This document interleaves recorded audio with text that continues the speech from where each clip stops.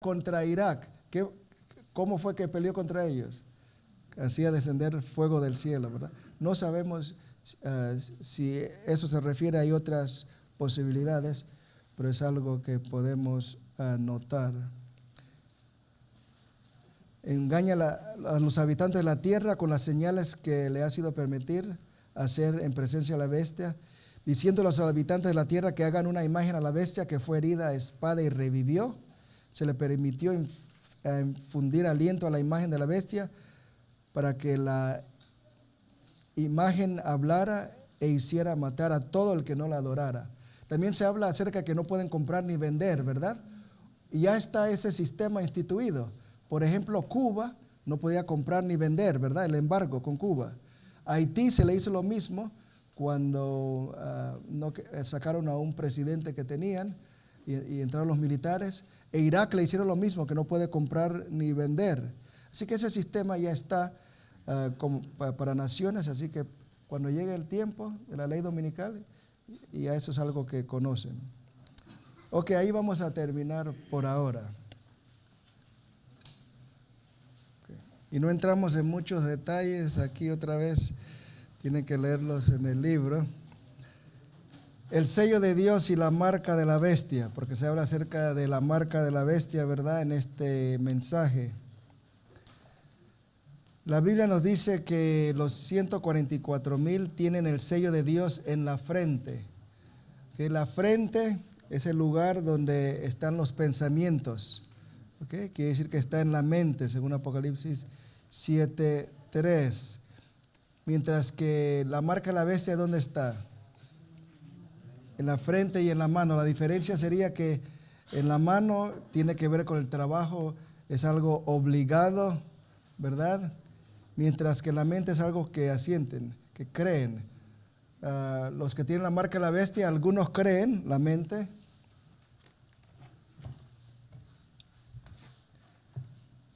Pero otros lo hacen solo por obligación, porque dicen que no pueden comprar ni vender.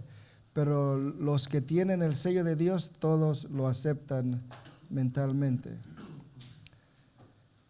Dice Isaías 8, ata el testimonio, sella la ley entre mis discípulos. Ese es el sello de Dios, la ley. Hebreos 8, por lo cual este es el pacto que haré con la casa de Israel después de aquellos días, dice el Señor. Pondré mis leyes en la mente de ellos y sobre su corazón las escribiré. Así que la ley de Dios, los conceptos de la ley de Dios en la mente del hombre, ese constituye el sello de Dios. El sábado tiene el nombre, el título y el dominio de Dios, ¿verdad? Yo soy Jehová, el que creó los cielos, la tierra, la mar y todas las cosas que en ella hay. Dice quién es, como un sello presidencial, ¿verdad? Dice George Washington, presidente de los Estados Unidos, primer presidente. Aquí dice Jehová Dios, creador de los cielos y la tierra. El único mandamiento que tiene las características de un sello. Que sello y señal son cosas similares en la Biblia, como podemos ver en este versículo Romanos 4:11. Y recibió la circuncisión como señal, como sello de la justicia de la fe que tuvo estando aún incircunciso, para que fuese padre de todos los creyentes no circuncidados, a fin de que también a ellos la fe les sea contada por justicia.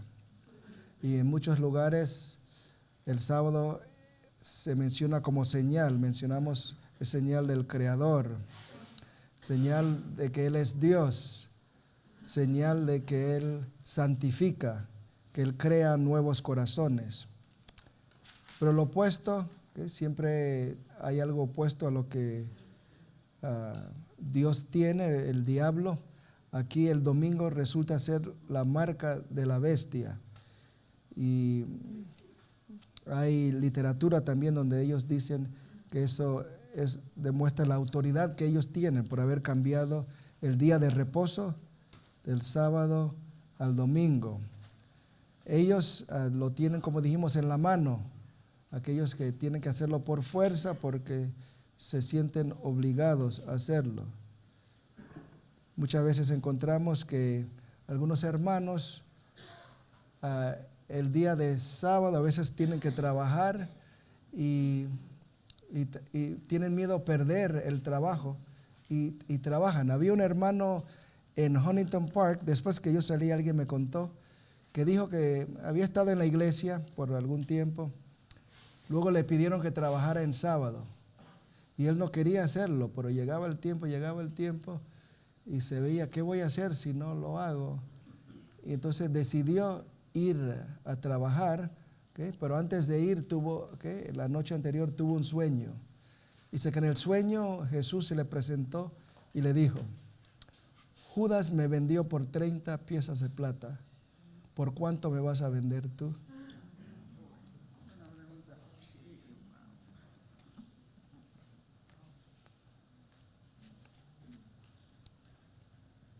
Eso fue suficiente, no fue a trabajar. Muchos temen perder el trabajo porque dicen, ¿cómo voy a comer? ¿Cómo voy a beber? Pero si tenemos miedo, hermanos, de perder el trabajo, si no podemos perder el trabajo, ¿vamos a estar dispuestos a perder la vida? Si no somos fieles en lo poco, ¿vamos a ser fieles en lo más? Sé que es difícil porque somos humanos y decimos, ¿cómo voy a comer? Y nos olvidamos de la promesa, que buscad primeramente el reino de Dios y su justicia, y todas estas cosas os serán añadidas. No os preocupéis por lo que habéis de comer o beber o lo que habéis de vestir, ¿verdad? Dios ha de proveer todo. No he visto justo desamparado, ni su simiente que mendigue pan. Jehová es mi pastor, nada me faltará. Dios suplirá todas nuestras necesidades de acuerdo a sus riquezas en gloria. Así que hay que mantenerse fieles a Dios, porque si no lo somos ahora, más adelante va a ser mucho más difícil y no vamos a poder hacerlo. Que no se va a poder negociar, como dijimos anteriormente, un boicot, no se puede comprar ni vender. Y encima de eso entonces va a haber un decreto de muerte, y entonces ahí sí va a estar la cosa más difícil para algunos. Que la Biblia también habla de un juicio sin misericordia. Ahí en ese mensaje, el versículo 10 dice, Él también beberá del vino de la ira de Dios que ha sido vaciado como puro en el cáliz de su ira. Quiere decir que no va a ser mezclado con misericordia. Y será atormentado con fuego y azufre delante de los santos ángeles y del Cordero. Y el humo de su tormento sube por los siglos de los siglos, y no tienen reposo de día ni noche los que adoran a la bestia y su imagen, ni nadie que reciba la marca de su nombre. ¿Se imaginan qué difícil va a ser? Porque de un lado está la ira de Dios, del otro lado está la sentencia de muerte para aquellos que no reciben la marca de la bestia. Ser un tiempo de gran dificultad. Pues si se sufre con los dos, mejor sufrir con Cristo, ¿verdad? Si hay que escoger. ¿Cuáles son estas? ¿Cómo va a ser esto? Van a ser las plagas, 7 postreras plagas que van a caer. Van a haber úlceras, va a haber, el mar se va a convertir en sangre, el segundo. Los ríos y las fuentes de las aguas se convierten en sangre. El sol va a calentar mucho. Ahora, los científicos están diciendo que hay un hoyo, ¿verdad?, que está en el ozono. Porque si no hubiera esa capa, ¿verdad?, los rayos ultravioletas podían matarnos, enfermarnos. Y puede ser que Dios, por lo que hace el hombre, poco a poco eso se hace. Entonces se hace fácil que el sol sea mucho más fuerte de lo que es ahora. Va a caer una oscuridad sobre el trono de la bestia. También se va a secar el río Éufrates en preparación para la guerra del Armagedón, una guerra espiritual, no es algo literal, no es la tercera guerra mundial. Parte de ese conflicto parte de la culminación de ese conflicto de los siglos entre el bien y el mal, algo espiritual. Entonces al final va a haber gran terremoto, y aquellos que viven en Los Ángeles saben lo que es esto, ¿verdad? Granizo de 50 libras, ¿se imaginan que le caiga encima uno de esos? Va a ser algo tremendo. Pero, ¿se acuerdan como en el tiempo de Moisés? Aquellos que eran fieles a Dios eran protegidos y no les caía esto. Que ahora vamos a hablar ahora del pueblo de Dios. Apocalipsis 14, 12. Aquí está la paciencia de los santos, los que guardan los mandamientos de Dios y la fe de Jesús. ¿Okay? Van a ser personas obedientes, no porque lo pueden hacer por su propia fuerza.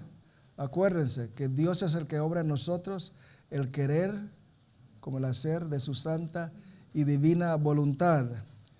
Acuérdense que si estamos conectados a Cristo vamos a participar de la naturaleza divina. Si tenemos la fe de Jesús, ¿verdad? Entonces vamos a ser vencedores como Él venció. Va a ser un deleite, va a ser algo de amor. Si le amamos, vamos a guardar sus mandamientos. Le amamos a Él porque Él nos amó primero. Y Él no permite que nosotros seamos tentados más de lo que podamos aguantar, sino que da juntamente con ¿qué? Con la tentación la salida para que nosotros podamos aguantar. Así que no es algo que nosotros hacemos, es algo que Dios hace en nosotros si nosotros le abrimos el corazón cuando Él toca y pide entrada. Tienen una fe victoriosa, que tienen la fe de Jesús. No es la fe solo que Jesús nos da, sino es la fe que cuando Él nos lo da es semejante a Él. Porque se acuerdan ahí que en Apocalipsis 3:20 dice, cuando Él dice que el 19, estoy a la puerta y llamo, si alguno que no solo toca sino que llama, ¿verdad? Y nosotros somos los que abrimos la puerta. Entonces Él entrará y cenará. Entonces si somos vencedores como Él venció, entonces vamos a poder sentarnos con Él en el trono. Pero Él nos da todos los medios, ¿verdad? Tenemos la ayuda celestial para poder hacer eso. Tienen paciencia. ¿Cuánto tiempo hemos oído que Cristo viene? Y somos pacientes en esto, pero también debemos ejercer la paciencia los unos para con los otros. Y a veces ahí, especialmente con los hijos, a veces cuando son niños, ¿verdad? O adolescentes, necesitamos ejercitar la paciencia. Y a veces decimos, ¿por qué tengo esto? Preparándonos para los eventos finales. Son santos, son apartados. No quiere decir que son perfectos, pero son apartados para servir a Dios. Tienen el sello de Dios, aprobados por Dios. El sello dice aprobación, ¿verdad? Ahora, la Biblia también, hablando de las características del pueblo remanente, dice que guarda los mandamientos, que el diablo, el dragón, se fue a hacer guerra contra los descendientes o el remanente, ¿verdad? Los que guardan los mandamientos de Dios y tienen ¿qué? El testimonio de Jesucristo, Apocalipsis 12:7. ¿Para qué es el testimonio de Jesucristo? El espíritu de profecía, según Apocalipsis 19:10. La Biblia misma explica los términos.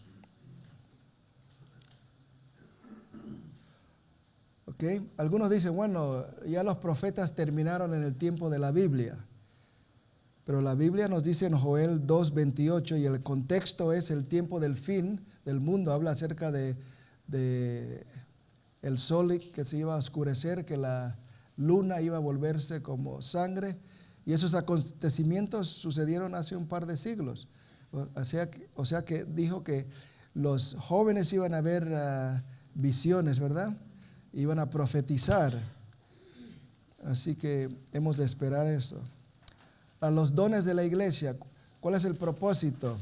de los dones de la iglesia, según Efesios 4, y creo que va a aparecer en la pantalla más adelante, pero noten aquí,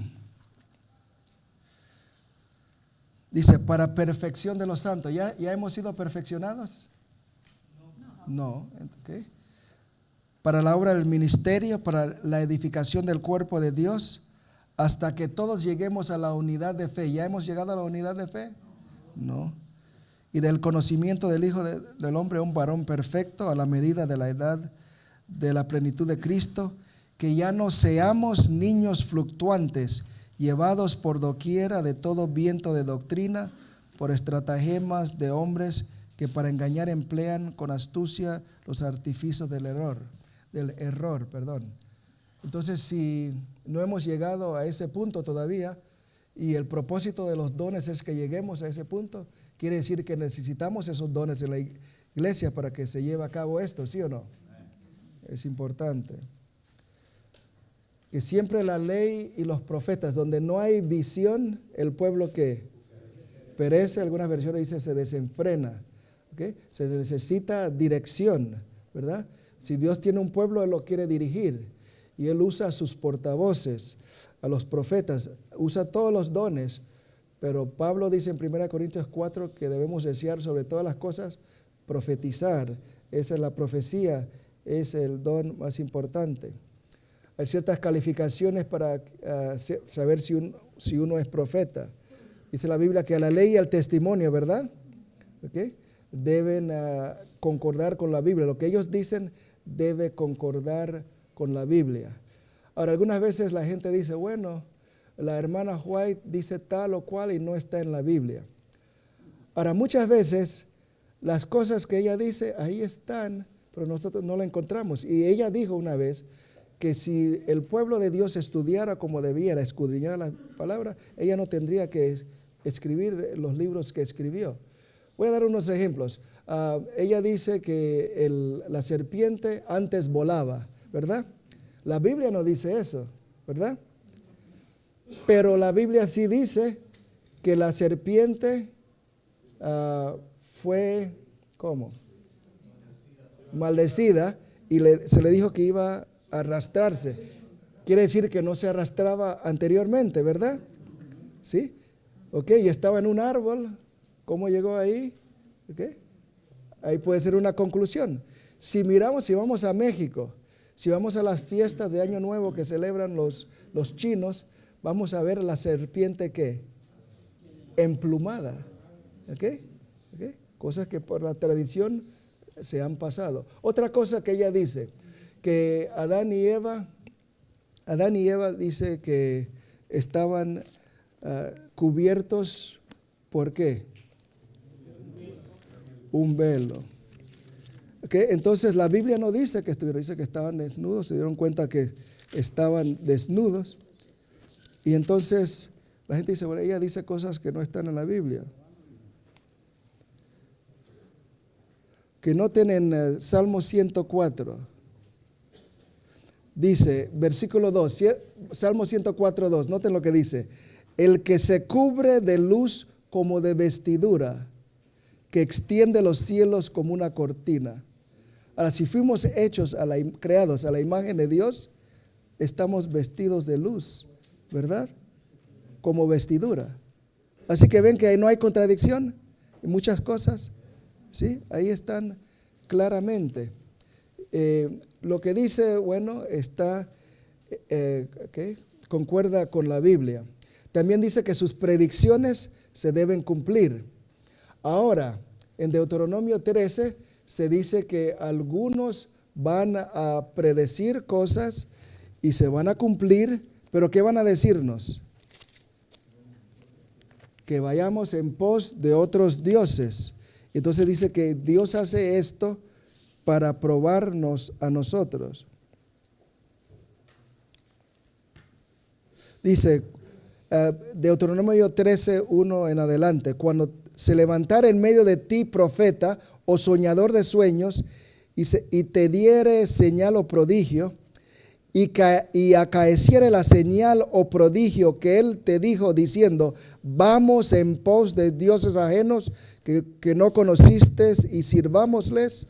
No darás oído a las palabras de tal profeta, ni de tal soñador de sueños, porque Jehová vuestro Dios os prueba para saber si amáis a Jehová vuestro Dios con todo vuestro corazón y con toda vuestra alma. Así que es posible que alguien prediga algo y se cumpla. Y eso va a ser como señal a todas las personas. ¿Okay? Por ejemplo, uno toma las profecías de la Virgen de Fátima. ¿Se han cumplido? ¿Sí o no? Se han cumplido al pie de la letra muchas profecías desde 1917 por allá, cuando según se apareció la Virgen, pero sabemos que no era la Virgen, a estos tres niños, ¿verdad? Y profetizó en el libro ese, Las llaves de esta sangre, ahí explica eso también. En el libro viene el domingo, ¿cuántos han leído ese libro? Ahí también se menciona eso. Se han cumplido esas profecías. Pero entonces nos dicen, vamos en pos de otros. ¿Por qué es que el pueblo mexicano está tan fuerte en su religión? Por las apariciones según que tienen, ¿verdad? De la Virgen. Y es una de las cosas que es más difícil de arraigar de las personas. Yo no suelto mi virgencita, ¿verdad? Dicen. Pero el verdadero profeta, todas las cosas que predice salen. Pero también hay profecías condicionales, ¿sí o no? Acuérdense de quién. Jonás dijo que en 40 días se va a destruir la ciudad de Nínive. Pero la gente se arrepintió y entonces no hubo la destrucción, ¿sí? En ciertas cosas. Pero las cosas que el profeta dice se cumplen. También dice que por sus frutos los conoceréis. Y nosotros somos lo que somos hoy por la gracia de Dios, pero a través de su instrumento que usó, la hermana White en esta iglesia. También por supuesto que debe creer de que Jesús fue encarnado. La Biblia nos dice que Dios no hace nada sin decirle sus secretos a los siervos, los profetas, ¿verdad? Ahora, ¿eso es Amós 3:7? ¿Sí? Creo que por ahí está. Cuando Dios iba a destruir, y esto estudiamos hace poco, ¿verdad? El mundo por medio del diluvio. Él envió un hombre, ¿verdad? A que avisara a todo el mundo. Iba a haber una destrucción. ¿Ok? De igual manera nosotros estamos en un tiempo en que se avecina la destrucción del mundo. Y Dios habría de mandar a alguien en estos últimos días para ayudarnos y avisarnos y prepararnos para esa venida. Cuando Moisés iba a sacar al pueblo, cuando el pueblo estaba en cautiverio, Dios mandó a Moisés. Cuando Cristo iba a venir, mandó ¿a quién? A Juan el Bautista para preparar el camino. De igual manera, ahora que Cristo va a venir, Dios ha enviado a alguien con más razón. Ese es el tiempo más crítico de la historia de este mundo. Ya por terminar, necesitamos dirección divina y Dios nos ha proporcionado eso por medio de la hermana White. Porque la iglesia, ¿cuáles son los frutos, por ejemplo, en la obra de la hermana White dentro de la iglesia? La organización allá por el año 1911, por ahí, esta iglesia necesitaba reorganización y Dios le reveló a su sierva, la hermana White, lo que se necesitaba, qué debía hacerse. Y hoy día soy miembro del comité ejecutivo de la Conferencia del Sur y un día vino el presidente de la Unión, el pastor Mustard, y ahí nos dijo, hablando de la organización, que otras personas vienen a la iglesia a ver cómo es que nosotros nos organizamos, porque es algo muy diferente a otras organizaciones. Hubo una vez, y creo que oí esto de labios del pastor Cabrera hace 25 años, que nos dijo que habían hecho un estudio que cuáles eran las mejores organizaciones del mundo. Y en primer lugar salió Exxon, en segundo lugar la Iglesia Adventista del Séptimo Día. Es una organización maravillosa que tenemos nosotros como iglesia.